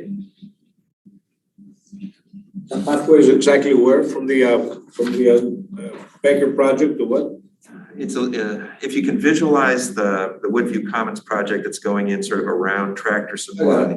So they're going to build, as part of their project, a pathway that runs along the western boundary, right next to His property to the Next to Tractor the Supply. trees, Yeah, it's well- gonna go along the south side over to Scio Farms. Correct, the tractor, past Tractor Supply. And then- Well, it goes sort of behind to the south and then Got it. connects through the sort of nature area. And the part that is missing, And then the township owns a 60-foot wide strip of land along the southern edge of Scio Farms. So the pathway, the idea is that it would continue on that strip all the way to Stabler, so that there would be this contiguous pathway, creating a loop really, and allowing access back and forth. how wide is a pathway? I believe the idea is to make it 8 feet wide. 8 feet? How long? How long? That I don't know the answer to. The problem I would jump in again is just maintenance then of the pathway. If we're gonna contribute towards that, I don't know if we'd be smarter to have a discussion about trying to insert maintenance funds for the existing pathway we have along Jackson Road. I don't cannot think the maintain- DDA you can can't do do that. The You can only DDA build. Yeah, the DDA can build, but it can't maintain. So the maintenance question is a good question, but it's not a question for the DDA. If the trustees commit to that, we can look at. I think it would, definitely wanna be one of those, we would consider contributing But if that's- someone would make a written commitment to maintaining it. I can tell you, having maintained pathways in my subdivision, it doesn't just seamlessly happen. Oh, I know. Nature takes over very quickly. Yeah, no, this is something that we're wrestling with the other pathways that have already been built and sort of looking forward to those that are planned. Isn't that part of what Parks and Pathways, Yes. that fund is Yeah. supposed to be doing though? So we have the millage and it does allow for maintenance. It's just a question of planning for it. That's the question. I was gonna say, do we have the staff members to do it currently? Well, we now have a director. We have the director, and- yeah. And She's only one person. she is, but she's a dynamo and she's pulling into place other resources. And she's the one who's spearheading this grant application for the segment that would sort of traverse the southern boundary. When are you supposed to hear back on that grant? I watched that part of the meeting, I just didn't know what the. It was just submitted, so I don't know how long the process is for evaluation on that. See, I guess my personal feeling is that if there's anything that's slowing down the development side of township, it's had in the past more to do with roads and access to the property as opposed to non-motorized transportation. And hence, I think that's where DDA needs to be. It's up as far as the property that we're talking about across the street. It's always about road redevelopment. And nobody ever talks, the road commission never says, gee, when you fix the pathways, we'll give them a driveway permit. So, that's my drum. I'm gonna keep beating it as long as I can. Well, I don't know that they're mutually exclusive. I think the DDA has resources enough that they could put something towards both. See, Parks and Pathways already gets, if I'm not mistaken, at 5% of like No, they don't get any of the gasoline tax? no, None, zero. gasoline tax. No, you know, a state gasoline tax, so. Oh, you mean statewide? Statewide. Oh, I'm sorry. I thought you were talking about Right, the so township-wide SAD. No, right, people driving are already contributing to, my understanding has been in the past, that already contributing to pathways and sidewalks and non-motorized. So, it's just one, you know, it's, the property across the street, I see that it's been a problem for 12 years not to develop. I mean, I sat on a committee when we did a study for North Zeeb Road corridor a decade ago, and that's the holdup. And as far as developing that property, it's been in the past. If that goes away, then maybe we should look at bike paths, you know, bike paths to. Well, like I'm saying, bike paths to open space. One doesn't need to be contingent on the other. And my understanding is that the snag with 300 North Zeeb in terms of the road commission has to do with what MAVT was proposing, which was a much denser development of that site than what the Smiths are proposing, which is basically to revitalize that site within the existing building footprint, probably with a lower volume of traffic, given the different use than it used to have back in the 19 whatever. The planning people, when it was thriving back in the 1990s. Planning people tell me it's not connected at all. Just because it used to have 200 cars a day doesn't mean it can have 200 cars a day now. It's totally a different subject. Every time it came up, that was. Well, I know the road commission keeps moving the goalposts, but from a planning point of view, that's my understanding, that that it would be a difficult argument for the road commission to make. Not that they don't make difficult arguments, but if the site was returning to the pre-existing use that it had, it's hard to say that you can hold the owners accountable for an increase in traffic, even though it's been idle for 12 years. Totally agree. Has But that question every time I been talked to a asked? planner, they said not connected. No, we're not rezoning the property because we're using it within its existing use. Right. So Building I think permits will we be should needed. let's just leave that line item open. Okay, And if somebody brings a proposal to us, we'll have to modify the budget, right? you can do that at Amend any it time. later. And if something comes up between now and the March meeting, you can add it in at the March meeting. It's just you have to have something approved to move on to the board. If we added something later, is it just a matter of this board approving it, or would the township board would need? The township board would have to approve it as well.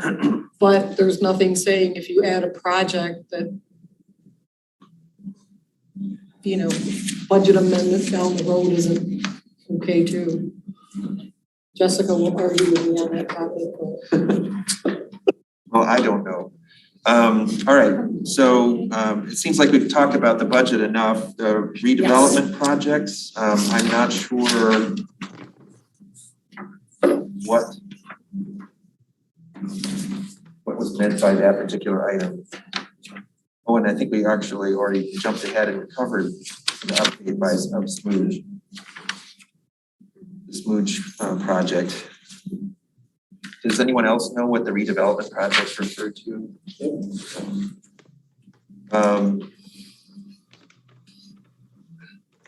Pretty much went all the way to all business. Insurance. DDA insurance, I think, is our primary question. And there's some attached materials, and I think, we all understand, both from Bob's comments and from our past discussions, what the issue is here.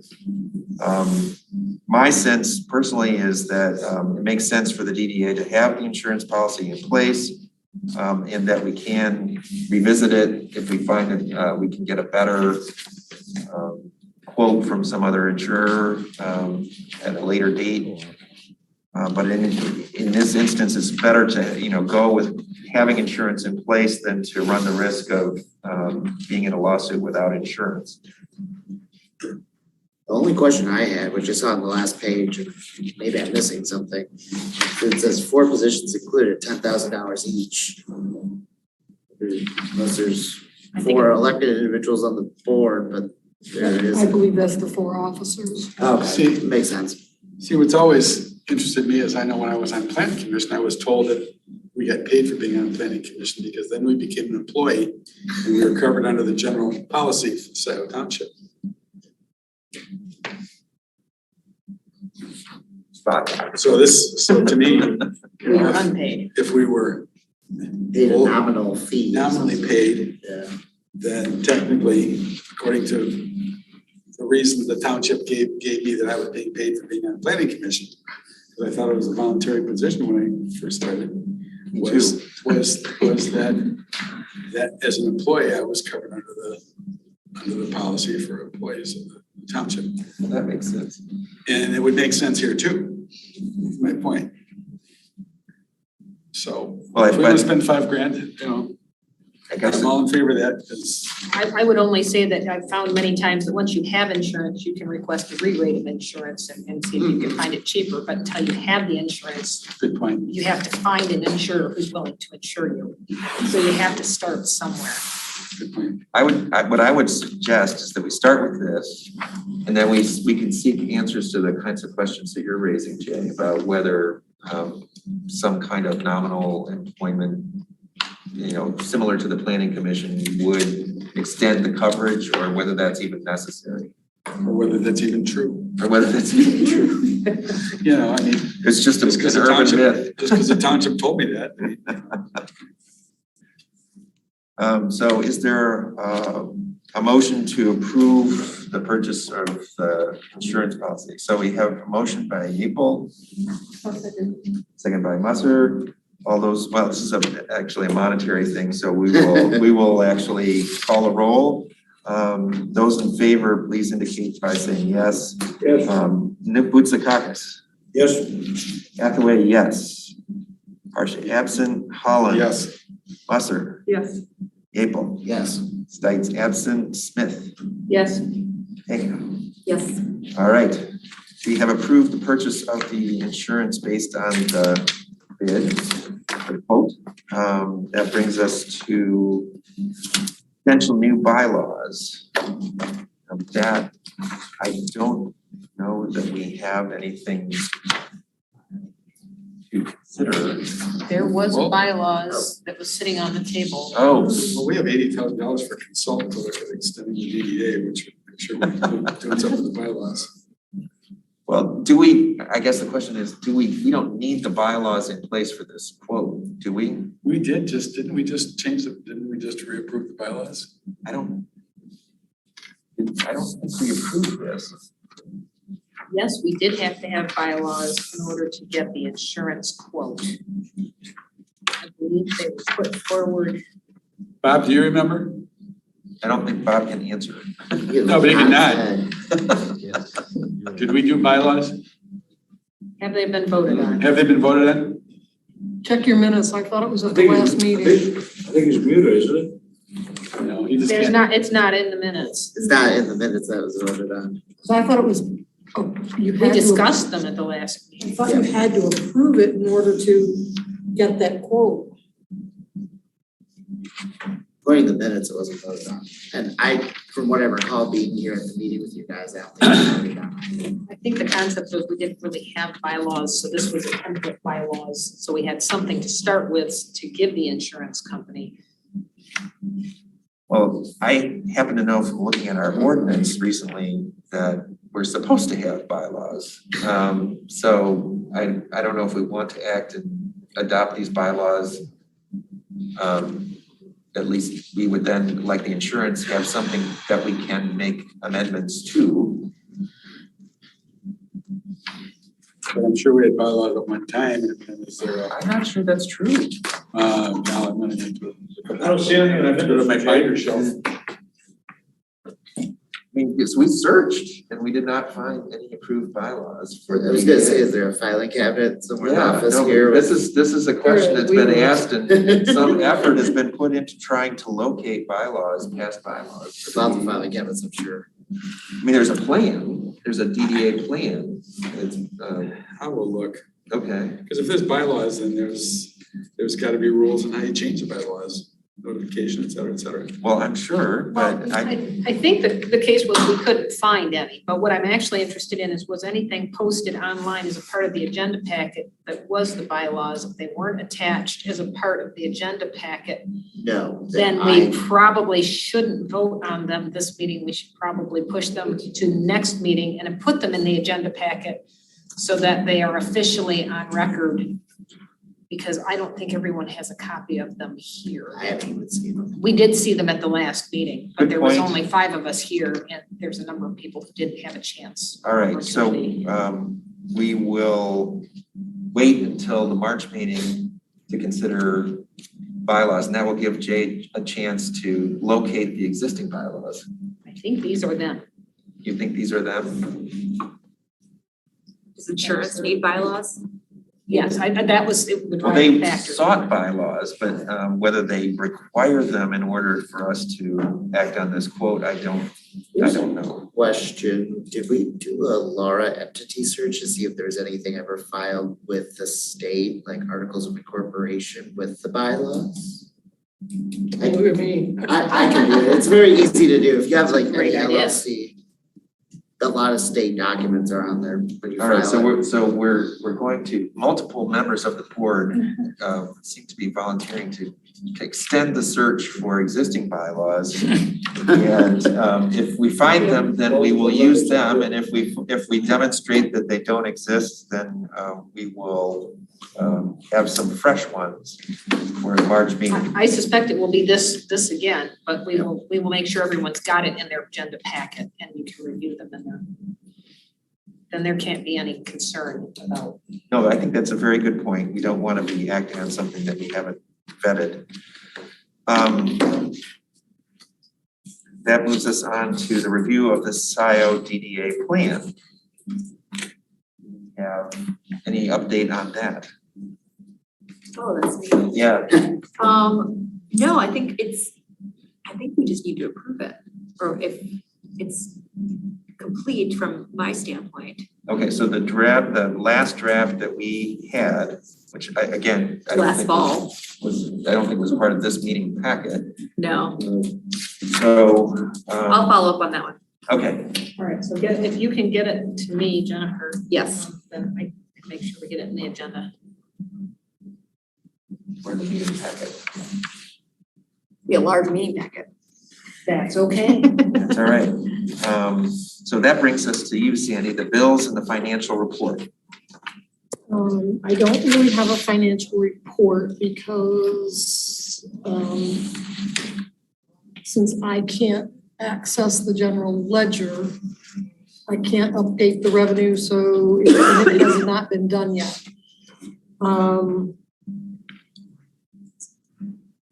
There's nothing new. I mean, there's nothing big to report, right? Because we haven't paid any big bills, so basically all that's been happening outside of the brownfield, which is in and out, is the bond payment and any small things with in the bus shelters.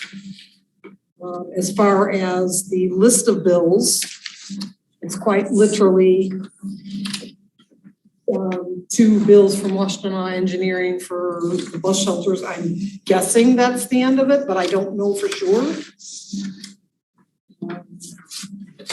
Because this is for October and November. So I don't know if Washtenaw Engineering will have a final bill.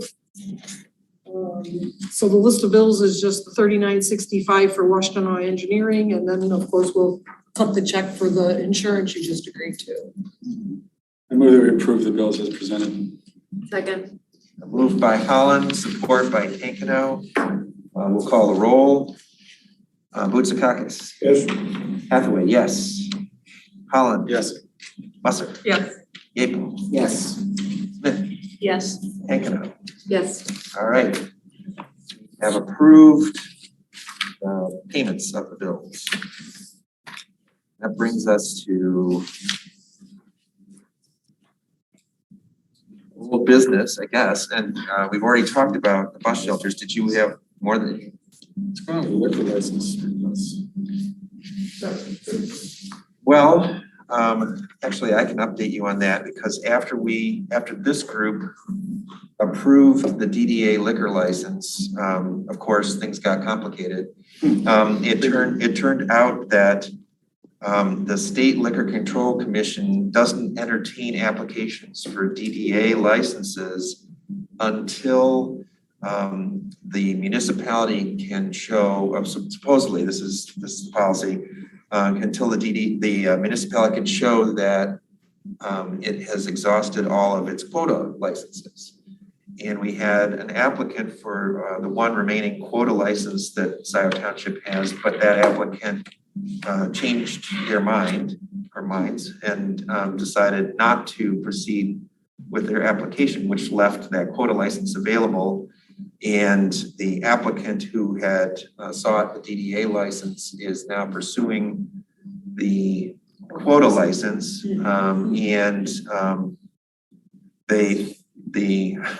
This is sort of probably too much into the weeds, but the business also needs to go through the planning process before they can really apply for the liquor license because their current use on that site does not permit the uses that they want for the liquor license. So they're going to have to go through the planning process and then they have the uses approved and then they can apply for the liquor license, the quota license that the township has. And after that quota license is used up, then businesses within the DDA district could come to the DDA and seek a DDA liquor license approval, which would just basically allow them to apply for a liquor license. Was that the liquor license for the pickleball or for the golf? Pickleball already went through the process and was awarded, it was approved to apply to the Liquor Control Commission for a liquor license, which I believe they have done. Okay. The other one was for golf. The golf. This is Jackson yes. Plaza. Yeah, the golf at Jackson Plaza. They're the ones who had come to us with a DDA, seeking a DDA license. Right. That they are now pursuing the now available, again, quota license. Way more than anyone wanted to know, but that's the status of the liquor license requests, and any future requests could come to the DDA once that quota license is taken care of. Yep.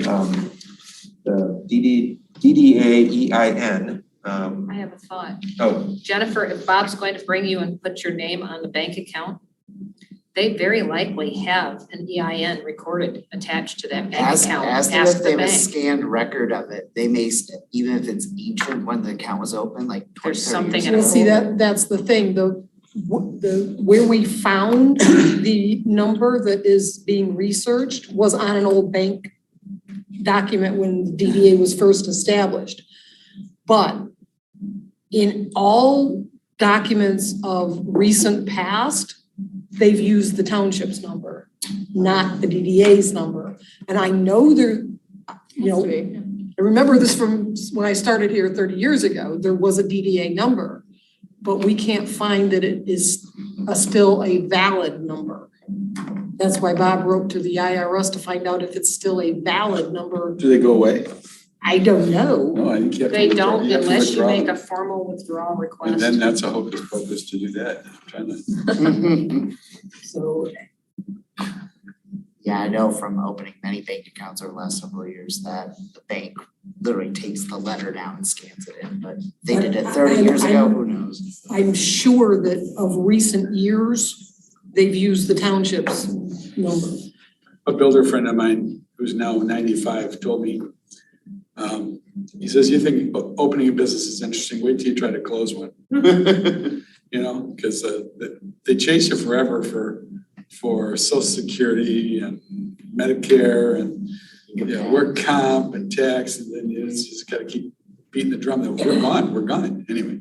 so just to close this topic, I think the the effort to try and pin down whether there is an existing EIN for, a separate EIN for the DDA that is still valid, is an ongoing project. And the last item under old business listed here is the Washtenaw County Road Commission project list, which we have not yet received.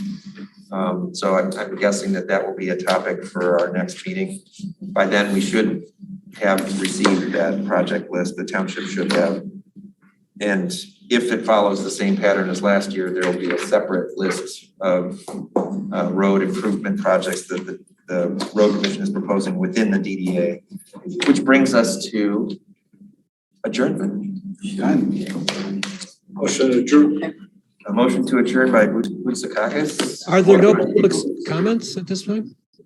The DDA has public comments at the beginning of the meeting, and we actually offered another opportunity during this meeting, but we don't have public comments at the end of the meeting. I missed the middle of the meeting and the beginning of the meeting comments because I wasn't included in the meeting initially and I couldn't hear. And then later after that, I was away from the screen for work-related reasons, but I'm happy to send an email instead. Well, if you'd like, or if the board, we haven't yet adjourned, if the board is willing to hear a public comment. I'll document it in an email. Thanks, Will. Okay, all right. Well, in that case, we have a motion to adjourn. All those in favor say aye. Aye. Those opposed, we are adjourned. I have a question. If we do have letters that are addressed to the DDA, do you want them included in the packet? Or if they don't come to all DDA members? I don't know that we have a DDA email that's, you know, That's like the encompassing. board